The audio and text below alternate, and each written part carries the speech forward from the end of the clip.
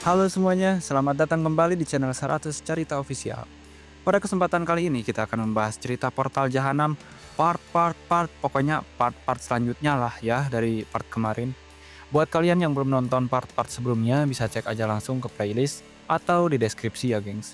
Dan disclaimer, konten ini tidak akan menceritakan keseluruhan dari cerita Portal Jahanam. Jadi jika kalian ingin mengetahui keseluruhan ceritanya, silahkan baca langsung di web legal. Dan jangan lupa di-develop di web legalnya sebagai upaya untuk mendukung kreator sekaligus mengapresiasinya. Oke, jangan buang-buang waktu lagi, kita meluncur langsung ke alur ceritanya. Cerita dimulai dengan datangnya seorang bapak-bapak botak bersama dengan beberapa orang yang memiliki kemampuan. Sauta tidak mengetahui untuk tujuan apa mereka datang ke sana, dan karena hal itu, dia pun menanyakan kepada Scorpio. Scorpio menjelaskan bahwa nama kelompok mereka adalah The Potion Sting. Antara kelompok si botak dan kelompok Scorpio memiliki beberapa konflik, namun dia juga tidak mengetahui tentang bagaimana bisa mereka melacak keberadaannya. Di sisi lain, bapak-bapak botak itu terlihat sangat kesal kepada Scorpio. Dia mengatakan kalau dirinya akan memotong seluruh tubuh Scorpio, lalu memberikannya sebagai makanan pada para anjing. Karena melihat ekspresi wajah dari si botak itu, Sauta pun penasaran dengan apa yang sebenarnya terjadi di antara mereka. Dia bertanya kepada Scorpio tentang apa yang sebenarnya telah dia lakukan kepada si botak itu. Dengan santainya, Scorpio di sana menjawab kalau dirinya telah memotong titik si botak tersebut. Anjay gak kuat Lu bayangin lah hidup gak punya titik anjay. Dia mengatakannya dengan wajah yang sangat datar. Sedangkan Sauta yang berada di sampingnya tentu saja terkejut ketika mengetahui kalau ternyata si botak itu telah kehilangan otoknya. Tidak heran kalau si botak itu merasa sangat kesal. Dia telah kehilangan satu-satunya barang berharga miliknya. Dan pastinya, barang itu tidak akan bisa tumbuh lagi sebab barang itulah yang membuat seorang laki-laki disebut sebagai laki-laki. Urat dari kepala botaknya itu sangat terlihat jelas. Dia sudah tak sabar ingin mencincang Scorpio dengan tangannya sendiri. Sedangkan Scorpio juga tentunya tidak akan membiarkan hal itu terjadi begitu saja. Namun dengan wajah sombongnya, si botak itu berkata kalau dia telah mengetahui semua trik milik Scorpio. Dia telah menyiapkan segala hal hanya untuk mengalahkan Scorpio, dan hal itu termasuk dengan kemampuan dari masing-masing orang yang dia bawa bersamanya. Sekarang Scorpio yakin bahwa pertempuran pastinya akan segera terjadi. Dia menetralkan racun yang sebelumnya dia berikan kepada Sauta dan juga Taku, lalu meminta mereka untuk segera pergi dari tempat itu agar mereka tidak terlibat ke dalam pertempurannya. Setelah itu, Scorpio pun mulai melemparkan serangannya. Dia memulai serangan pertama dengan menembakkan racun kepada si botak dan juga orang yang berada di dekat. Tapi si botak itu ternyata tidak merasa takut sama sekali. Dia memanggil salah satu orang yang dibawanya. Dan dengan sangat mengejutkan, orang itu berhasil menahan serangan racun dari Scorpio dengan kekuatan yang dimiliki. Sontak, Scorpio pun terdiam untuk sesaat. Dia tidak menyangka kalau kekuatannya bisa dihalau dengan sangat mudah. Sedangkan orang yang menahan serangannya itu di sana memasang wajah sombong layaknya dia sudah pasti menang ketika dirinya berhasil menahan serangan tersebut. Begitupun dengan si botak. Dia mengatakan kalau orang yang barusan itu mampu menetralkan racun dengan kekuatannya. Sehingga orang itu bisa disebut sebagai musuh alami dari Scorpio yang menggunakan racun sebagai senjata utamanya. Di tengah Scorpio yang masih memikirkan cara apa yang bisa dilakukan, seseorang lainnya yang dibawa si botak kembali melancarkan serangan. Scorpio tidak bisa menghindari serangan itu. Dia mendapatkan serangan yang cukup kuat di perutnya.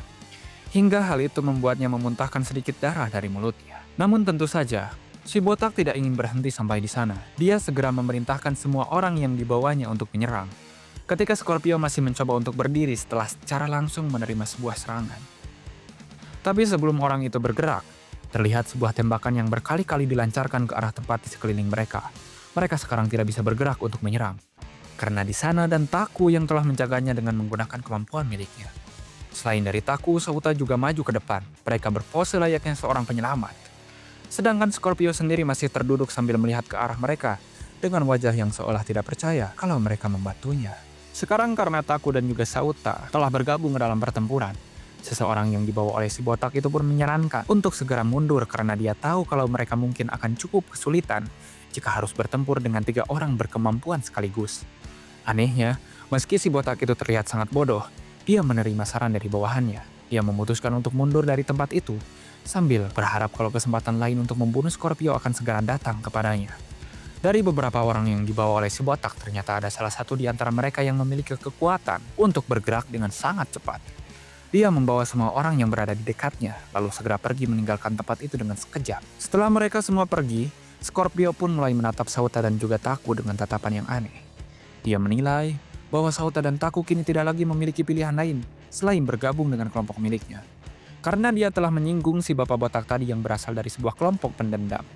Tapi alih-alih menerima tawaran untuk bergabung ke dalam kelompok 12 bintang, Sauta justru malah berkata kalau dirinya memiliki ide yang lebih bagus daripada itu. Tanpa diduga, Scorpio yang datang untuk mengundang Sauta ke dalam kelompoknya itu kini malah dirinya yang diundang oleh Sauta untuk bergabung bersama mereka berdua. Tentu saja, Scorpio juga tidak menyangka hal itu. Dia mencoba untuk menanyakan hal itu dan Sauta dengan sangat percaya dirinya menjawab kalau dia sangat serius dengan perkataannya. Namun meskipun begitu, Scorpio juga tetap tidak mau bergabung bersama mereka dengan cara yang mudah. Scorpio mengatakan kalau ide itu memang cukup menarik. Dia pergi dengan begitu santainya sembari mengatakan kalau dirinya akan membiarkan Sauta dan Taku lolos kali ini, karena dia merasa berhutang budi kepada mereka. Setelah Scorpio pergi, Sauta dan juga Taku mulai kembali memikirkan rencana mereka. Mereka tahu kalau saat ini posisi mereka sedikit tidak diuntungkan karena selain telah menarik perhatian dari kelompok 12 bintang, mereka juga malah terseret ke dalam masalah dengan kelompok lainnya. Maka dari itu, Sauta pun akhirnya memutuskan untuk segera pergi dari tempat yang sekarang mereka tinggali. Keberadaan mereka telah terbongkar, dan mereka berpikir kalau mereka akan menjadi buronan kelompok lain jika terus berada di tempat itu. Karena kemunculan portal keempat hanya tinggal 5 hari lagi, Sauta dan juga Taku pun berencana untuk segera pergi ke kota, di mana portal itu akan muncul. Selagi kelompok lain masih sibuk mencari informasi tentang mereka. Keesokan harinya, Sauta dan juga Taku telah sampai di kota ke-6, yang menjadi tempat di mana portal berikutnya akan muncul. Di tengah perjalanan mereka, Taku memberitahu Sauta tentang adanya sebuah fasilitas besar yang menampung orang-orang yang memiliki kekuatan. Fasilitas tersebut adalah sebuah gedung di mana pemerintah menjadikannya sebagai markas zona ke-6, yang menampung orang-orang berkemampuan yang telah mereka kumpulkan. Taku di sana sempat bertanya kepada Sauta tentang apakah mereka harus melihat gedung itu atau tidak. Namun dia justru malah mendorong Sauta untuk pergi melihat ke dalam gedung itu, bahkan tanpa menunggu persetujuan darinya. Karena hal itu, Sauta pun tidak memiliki pilihan lain.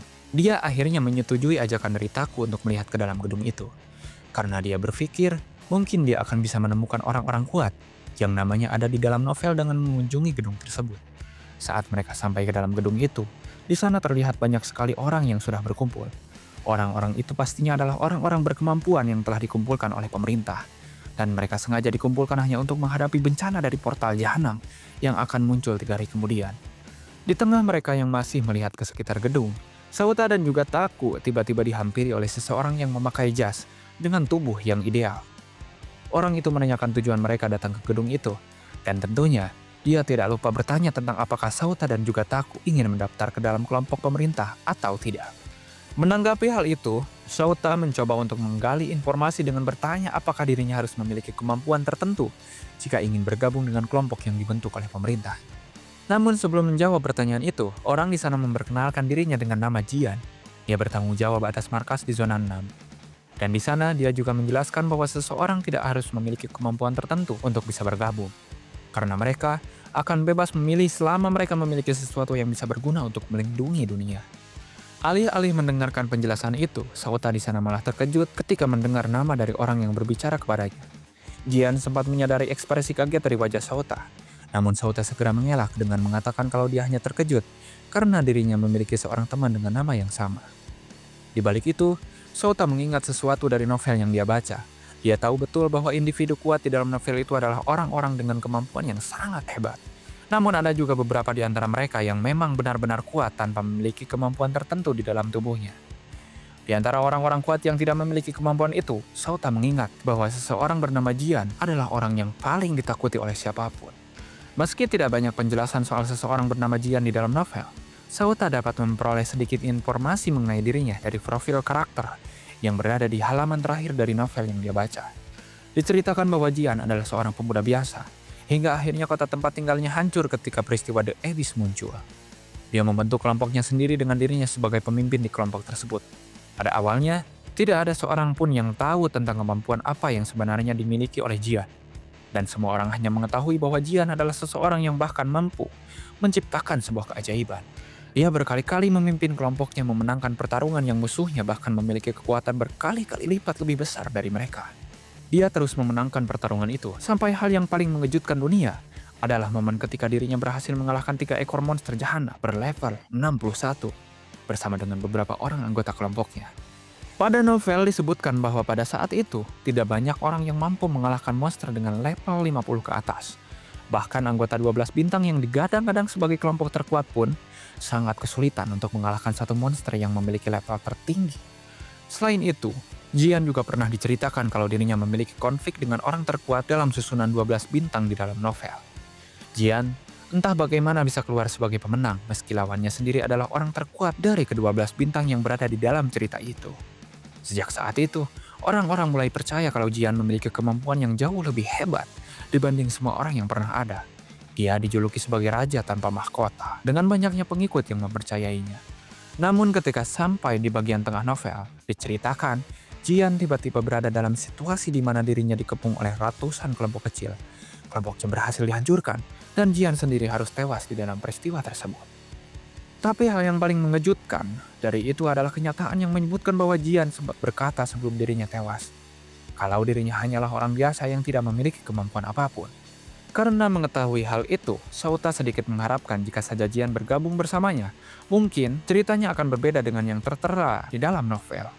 Namun alih-alih langsung mengajak Jian untuk bergabung, Sauta di sana berpura-pura sebagai orang yang tidak memiliki kemampuan, lalu meminta Jian untuk mengantarnya berkeliling di dalam gedung milik pemerintah tersebut.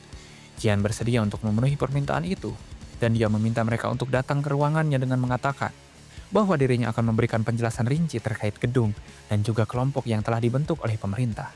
Di tempat lain di luar markas, asosiasi yang dibentuk oleh pemerintah terdapat beberapa orang yang terlihat sedang merencanakan sebuah penyerangan terhadap gedung tersebut.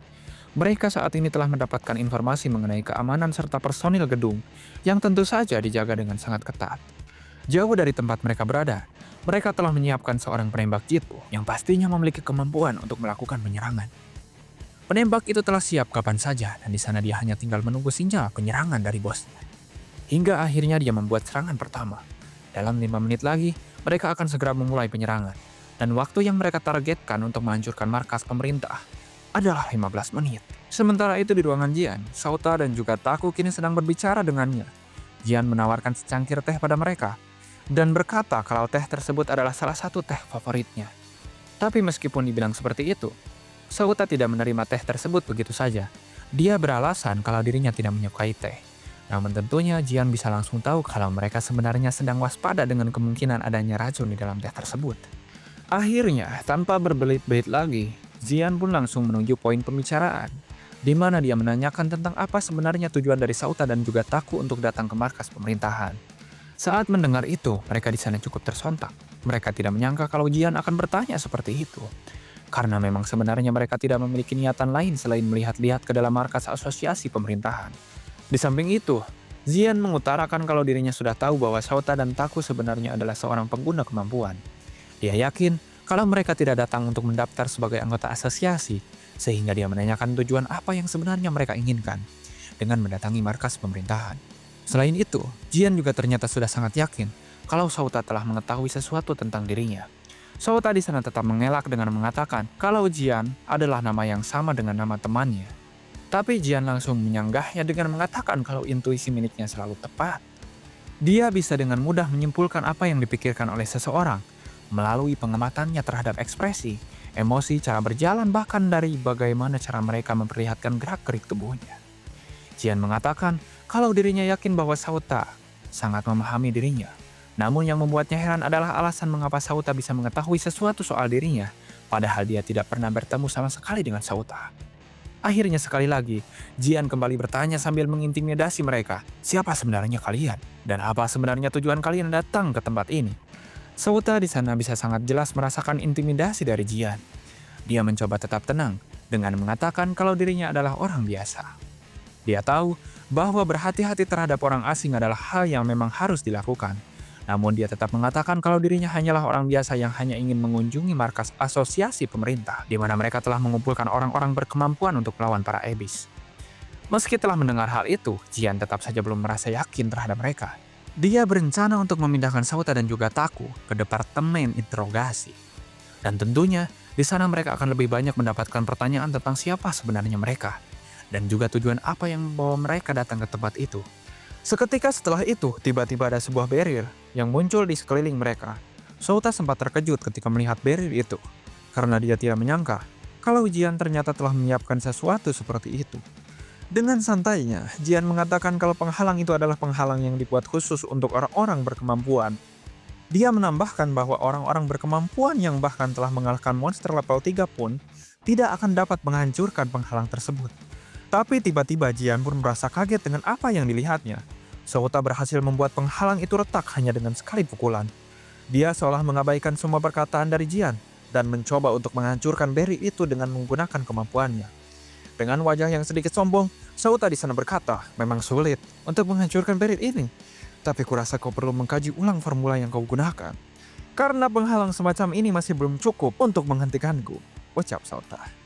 Satu pukulan lagi dilancarkan oleh Souta. Dia dengan mudah bisa menghancurkan penghalang yang mengurungnya tersebut. Bahkan, seolah penghalang itu bukanlah sesuatu yang menjadi masalah baginya. Dan tentu saja, bersambung. Oke, bersambung dulu ya guys ya. Pokoknya jangan lupa di komen-komen ya bagaimana pendapat kalian tentang kekuatan Souta ini dan apa yang akan terjadi dari kelanjutan cerita Portal Jahanam. Apakah Jian ini memang sebegitu powerfulnya atau cuman dilebih-lebihkan di dalam novel saja? Ya, kita cari tahu nanti di next episode, di next part dari 100 cerita official.